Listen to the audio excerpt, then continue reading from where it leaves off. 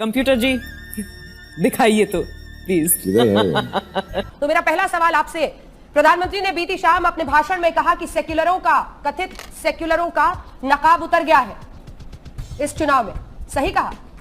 नहीं, शायद प्रधानमंत्री अपनी बात कर रहे थे क्योंकि 300 से ज्यादा उनके मेंबर ऑफ पार्लियामेंट जीत कर आए, उसमें एक भी मुसलमान नहीं है, तो शायद वो अपने आप के लिए कह रहे थे कि अब हमारा सेकुलरिज्म का निखाब नहीं रहा। होंगे वर्धा वैसे जी उन्होंने कब कहा कि हम सेक्युलर हैं?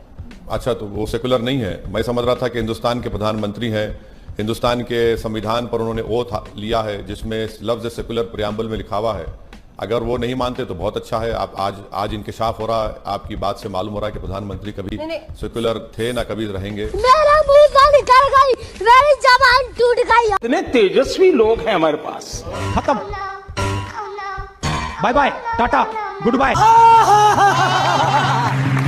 एक कहावत है ना, खत का मजमून भाप लेते हैं लिफाफा देख के, या ना लिफाफा ना खत, और मजमून पे चल रही है धड़ाधड़ बयान। नहीं ऐसा नहीं है। नहीं एक सेकंड सुधांशु जी, मॉडल तो ये है ना असम का एनआरसी और सीए। एक मिनट सर, ये बताइए आपने 2003 के रूल्स पढ़े? It was at this moment that he knew he fucked up. ये फंस गया। आपने पढ़े 2003 के रूल्स सिटीजनशिप के? आपने पढ़े नहीं पढ़े? हाँ बिल्कुल पढ़े। अच्छा, तो ये बताइए रूल 4 क्या है?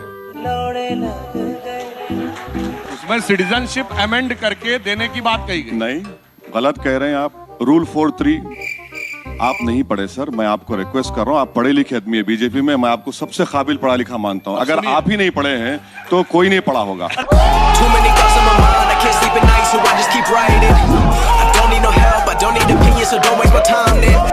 जो हुक्मरान वक्त थे आज मजलूम हो गए क्योंकि सेकुलरिज्म के जाल में ऐसे फंसे कि उलझलूल हो गए। अगर नरेंद्र मोदी सुधांशु साहब को 2024 तक मिनिस्टर नहीं बनाए तो मुझे यकीन है कि बहुत बड़े शायर बन जाएंगे। और मुझे यह बात भी यकीन है कि कभी नहीं बनाएंगे इनको, क्योंकि इनका हाथ मैं देख चुका हूं।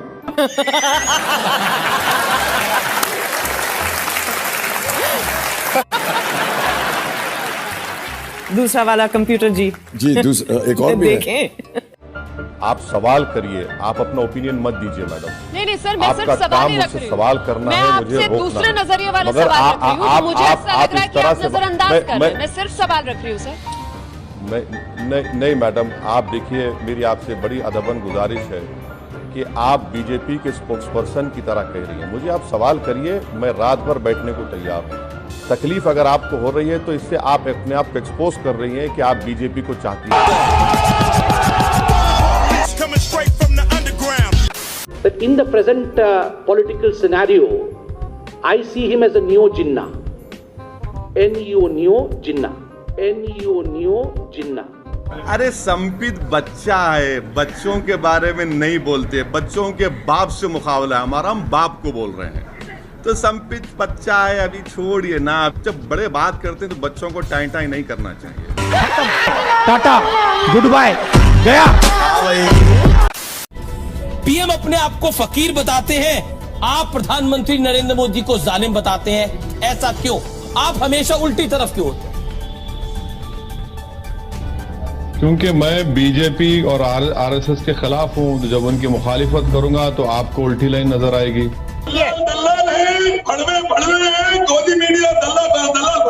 मर्यादा रखिए, थोड़ी मर्यादा रखिए।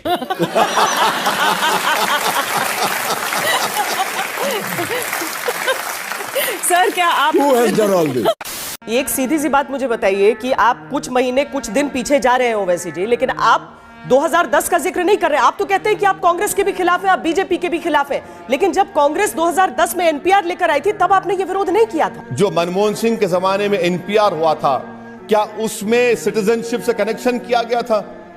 क्या उसमें सिटीजनशिप, आपकी और मेरी सिटीजनशिप को वेरीफाई किया जा रहा था? नहीं, अब के बार किया जा रहा है।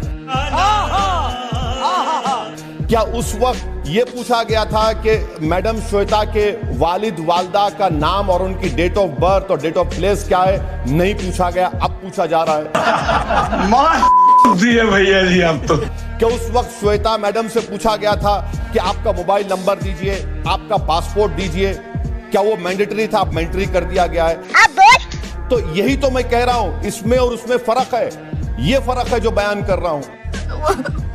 मुझे अपने घर जाना है। मुझे घर जाना है। आपके भाई जो बयान दे जाते हैं, आपसे सफाई मांगी जाती है, और उस समय आप जो बयान देते हैं ना, उसके बाद वो पत्थर की लकीर मान ली जाती है। अब गृह मंत्री ने कहा, प्रधानमंत्री ने कहा, नहीं ऐसा नहीं है, बात किसकी मानी जाएगी? अभी मजा आएगा ना भिड़ो। देखिए मैडम, आप मेरे सवालात का जवाब हजम नहीं कर पा रही हैं, इसीलिए आप चले गए मेरे भाई पर। आप डिबेट मेरे भाई पर कर रहे हैं तो उनको बुला लीजिए, मैं चला जाता हूं। अगर आप डिबेट कर रहे हैं कि अमित शाह ने जो कहा वो सच है या झूठ है, तो मैं तैयार हूं। मेरा तो इतना लाइफ खराब हो गया है, इतना लाइफ खराब हो गया है मेरा। मैं आपको मिनिस्ट्री ऑफ होम अफेयर्स के वेबसाइट से कोट करके बता रहा हूं, और आप दूसरी जगह चले जा रहे हैं। मैडम, कब तक आप लोग गवर्नमेंट को सपोर्ट करते रहेंगे? मत करिए ना। देखा आपने लापरवाही का नतीजा है। कभी सच्चाई को तो मान लीजिए। अगर मैं झूठ कह रहा हूं तो आप आधे घंटे के बाद मुझे बुला लीजिए, मैं तैयार हूं सुनने के लिए। मैं तो मिनिस्ट्री ऑफ होम अफेयर्स के वेबसाइट से कोट करके बता रहा हूं आपको डिफरेंस। मैंने नहीं बनाया। ओके, बहुत सारे और हैं। हाँ जी, दिखाएं आपको। हाँ, बिल्कुल बिल्कुल। कंप्यूटर जी। वैसे जी, जब आप ये कहते हैं आपकी शिनाख्त है, जब मैं आपसे बात कर रही हूँ तो जो एकदम जो फर्स्ट इंप्रेशन आता है वो आता है, हम सब की शिनाख्त तो हिंदुस्तानी है। आप हैदराबाद में रहें या अहमदाबाद में रहें, आप गाजियाबाद में रहें या आप इलाहाबाद में रहें। बिल्कुल बिल्कुल बिल्कुल। तो आप ये कहेंगे कि देश के प्रधानमंत्री हैं तो गुजराती नहीं है?